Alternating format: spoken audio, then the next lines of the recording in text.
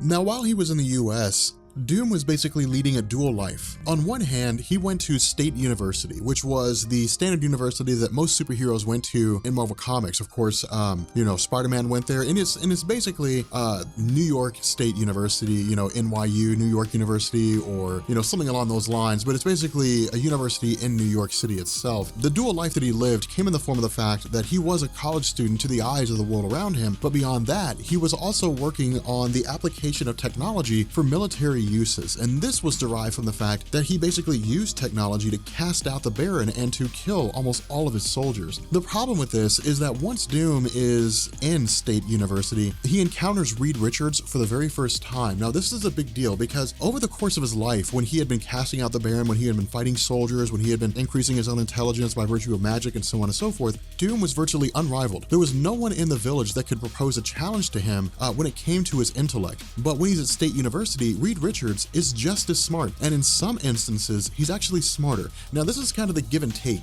in Marvel Comics with Reed Richards and Dr. Doom. We run into scenarios where Doom is smarter than Reed, where Reed is smarter than Doom. It really just depends on the circumstance, but it's largely accepted that both Reed and Doom are considered to be individuals who trade the #1 spot for the smartest people in the Marvel Universe. But the fact remains here that for Doom, his ambiance, his atmosphere, his belief system was that he had no interest in your traditional American pursuits. Not only that, he would routinely contradict professors. He wasn't really incorrigible so much as he saw himself as kind of better than those around him. And so the result is that he didn't really inspire ill will towards people. It was really more of women finding him curious, and those individuals who were not Reed Richards basically being fascinated by his intelligence and wanting to pursue a role in Doom's life in terms of helping him with his experiments. But in the end, the issue here was that Doom was always in some form or fashion a social outcast, and this is just a continuation of his life from being in that Romani village. Even when he was running the show, even when he was sort of leading the Romani village, he was still a social outcast. People didn't look at him as one of their own. They looked at him as sort of an outsider whom they could benefit from. And so while he tries to partake in party life, while he tries to partake in romance, the issue here is that when a woman hits on Doom, when she initially makes, advances towards him, he turns her down. Not only that, he seems to have a psychotic break in the sense that he starts choking this woman, having flashbacks to the soldier that originally tried to kill him. And so, of course, this does nothing to bolster his reputation. This does nothing to make him better. Not only that, the experiments that he starts getting involved in start becoming more extreme. But something else that I hope you notice is that Doom is beginning the process of developing Doombots. Now, for those of you guys who don't know, Doombots are basically stand-ins for Victor Von Doom. Under normal circumstances, Doom will rarely actually leave Latveria. He usually stays in Latveria almost 100% of the time. The Doombots are the ones that go out and they usually carry out his campaigns. Now, sometimes the Doombot takes the place of him in a battle. The Doombot will fight for Dr. Doom. The Doombot will fight in his stead. Other times, the Doombots will be, ambassadors. They will simply do whatever it is that ambassadors do on behalf of Dr. Doom. But rarely does he actually leave, the nation of Latveria itself. The other half of this is that the Doombots are, for all intents and purposes, Dr. Doom. They have the same memories, they have the same abilities, the armor is composed of the same composition. An individual who walked up and talked to a Doombot would not know the difference between that Doombot and the actual Dr. Doom. That's how well they're designed. Now, these are just primitive models. These are just primitive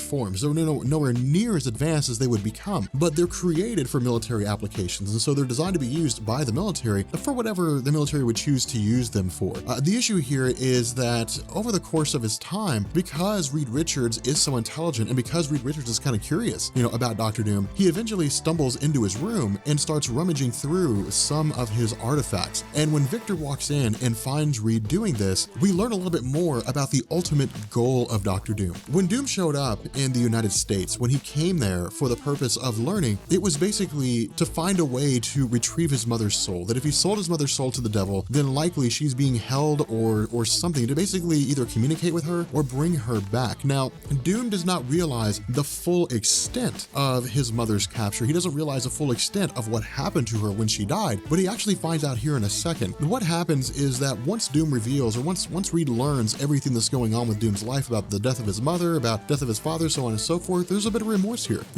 Reed feels bad for him slightly. And so the two of them begin engaging in an experiment of sorts, and Doom is basically sent, or at least his mind is sent to the realm of Mephisto. Now, Mephisto is kind of like the Marvel analog for Satan, but not directly. In Marvel Comics, there isn't really like a heaven and a hell per se, in the sense that there is in like DC with Judeo-Christianity. In Marvel, there's just a lot of analogs for heaven and hell. For example, in Norse mythology, in the realm of Thor and Asgard, there's an actual hell, but that's the place for Asgardians.